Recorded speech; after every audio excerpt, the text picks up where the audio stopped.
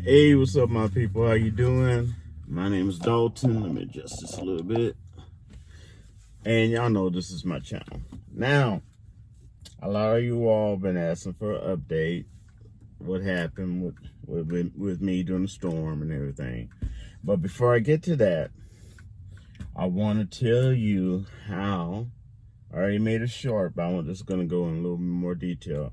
I want to tell you how to get SNAP that you lost, how to get it back, especially if you're in Pennsylvania and you were affected by the weather.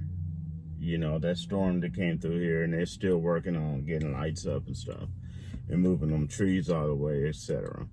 Okay, so before I start, let me say hello to all my new and existing subscribers, especially the new subscribers. You all are showing out, subscribing, and I thank you. Okay, and I hope I am giving you helpful content as well as entertaining content. So now, it's going to be two parts. The second part, you can leave if you want to. It's going to be an update about me. The first part, though, is about how to get that SNAP money back. One of the most important things you need to understand is do not ask for more than you get normally every month. Okay, I'll repeat that. Do not ask for more than you normally get every month, because they consider that double dipping, fraud, and that can get you kicked off of SNAP, food stamps, EBT. Okay, ask for the amount or less than the amount you get that month. It is not going to affect next month's. Okay, they're not going to take anything away from next month. This is emergency relief. Okay,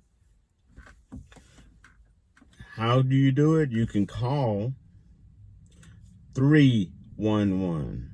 Okay, 311. If you're in the United States, you can dial that, and Monday through Friday you can get a live person and you can let them know how much you lost due to the storm that hit us. Okay, also you can do it online.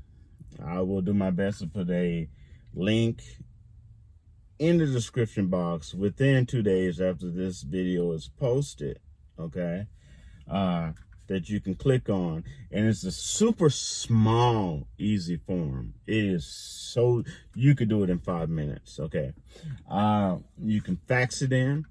Okay, and if you don't have lights, you can go to your local library. They have everything you need. Okay, you can fax it in. You can take it. You can go up there and fill out that form, or you could take it up to the welfare food stamp place and give it to them. All right. Now, this is super important. All this has to be done by May 30th, no later than that, or else you're just not going to get it. So let me give you an example. If you get $500 of SNAP and you lost your lights due to that horrible, you've seen the videos I posted, that they said it was a once in 100-year storm that hit us, and you lost your lights and you had to throw out all that food, just like I did.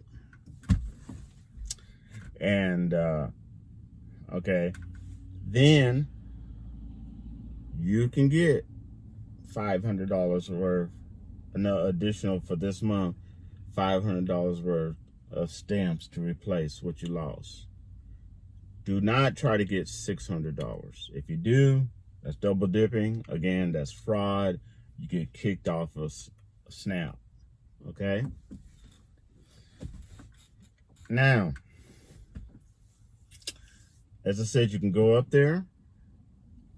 You can fill out a form, take a picture of it, and submit it on your Compass app. Okay, and people know what Compass app is if you live in Pennsylvania. Again, you have to do this by May 30th. So get on it, okay? Because that's a lot of good eating. Because when you normally only get 500, and then you're gonna, they give you the emergency funds, you're gonna get 1,000 for this month. That's some good eating. And if you have extra, you can also help out other people that don't get SNAP. That they have kids, or even if they're single and they're kind of hurting, you can buy them some stuff as well. That's what you do. You pass the good fortune forward. And in time, when you need it the most, it may not come back at the same way, but it comes back to you when you need it the most. Okay? So, that's how you do it. And it's a super easy form. It's super easy to do, but you got a time limit. Now, if you want to cut off now, that's fine. Here's the update for me that some of y'all been asking for. I got hit by a storm, and my lights were off 6.5 days. Yeah, me and my cat, Caesar. Our lights were off for 6.5 days. Yeah. I don't think I ever want to take another cold shower again. But anyway, it was very transformational for me. And I'm not being sarcastic or joking. It was. When you're in the dark, I can't tell you how many batteries and stuff I have, and how many little lights and candles and stuff I had to buy. But you get it. If you've been through it, you've been through it. But I still say that I was blessed and highly favored because I had a place. Seeing that I lived in Oklahoma for 16 years. Tornado Alley. Okay, I lived in Oklahoma for 16 years. And talk about tornadoes. I've seen houses, just places and apartments just destroyed. Blocks destroyed. It was nothing but rubble.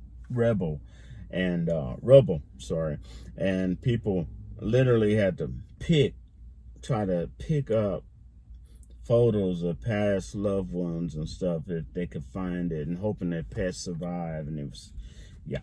So, being with lights for 6.5 days was hard, but it's not the hardest that I've seen people go through. Okay, so I consider myself blessed and highly favored. I did have shelter. And it hit the news, and I don't think the news was expecting the news reporters to actually report on it. So when it hit the news, and all of a sudden, all these people just ran to my area, and I don't live in a rich area, so we were kind of like put on the back burner compared to some of the upper echelon areas. Yeah. So, but the news people came out there, did reports, and then they came, all these people from the power stations came out, assessed it, put it up, put a brand new pole up and all this other stuff, But I think we would have been out lights a lot longer if it wasn't for those news reporters here in Pennsylvania. And I thank you, all of y'all that reported on it in all the ways that you did report on it. Because some of them wrote articles, other people did it, through the news. And that was very helpful. That helped them get off their butts and stop just helping the rich, and just in the state of Pennsylvania, helped us. And where we are, like, I wouldn't say we're the poorest, but we are low in. Some of them are low income in that area. Not all of them, And they wasn't in a hurry. Now, what had happened is the wind was so strong that it broke the power line pole in two, and brought down all the wires. Yeah. So it was crazy. It was crazy.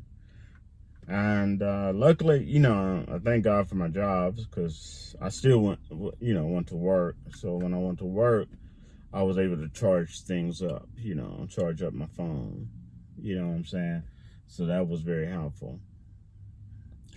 And I had I didn't even really use, an old Linux laptop that I charged up.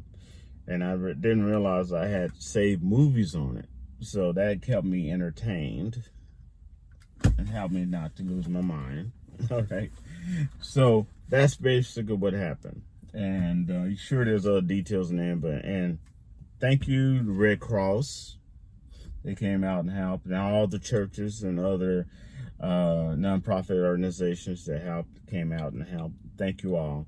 I know I worked for security for over 10 years, 5 different states. I know helping people is a thankless job, because once they get help, they just try to get back to a new normal and forget to say thank you. So I'm telling you, from my mouth to you, thank you. From me, and I know there's a lot of other people that was thankful that probably didn't tell you, because they told me they were happy. All right, so thank you very much to all the public services, to all the electrical people, all the unknown and known heroes, past, present. All right, thank you for all your help. And that's it.